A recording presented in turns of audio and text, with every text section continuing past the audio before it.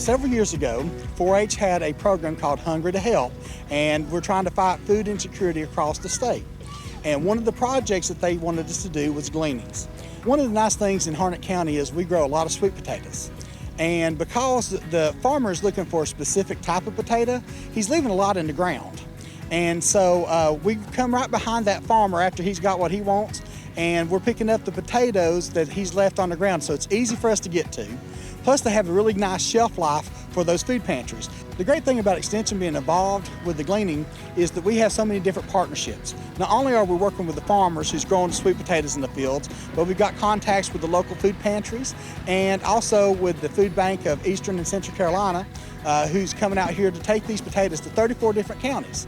The people that receive food from the food pantry, I think, appreciate knowing that the food that they receive is coming from the local farmers, and the local farmers show that they care about the citizens who use the food bank or food pantry when they allow us to come glean from their fields in this way. So having that fresh, reliable, consistent source of local foods is very important. One of the things they need to do is they need to plan well. You know, it looks like there's just a bunch of people out there picking up sweet potatoes, but it's a lot more than that. Making your contacts with your local food bank and to make sure that you have a vehicle here that can transport those potatoes after you glean them. So we work with them to make sure we have a box truck that we can pour those potatoes into. Also, we have some small boxes that's for our local food pantries that are easy for them to handle, so we make sure we order those before the event. One of the other things too is if you're out here for 3 hours, and we try to do it in the morning between 9 and noon so it's not too hot, but we got to make sure we got food and water and things like that for the folks that's gleaning, for our volunteers.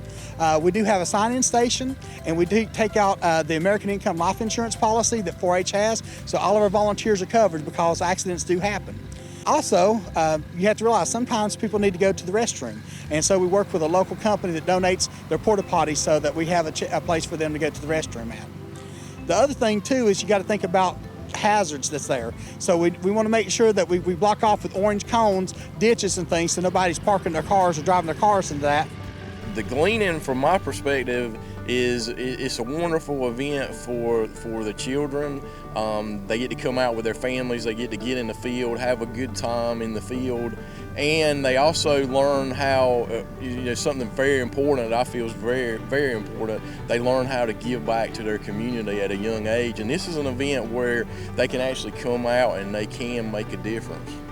One of the nice things about this particular event this year is we're working with Bio and Ag Engineering from NC State University.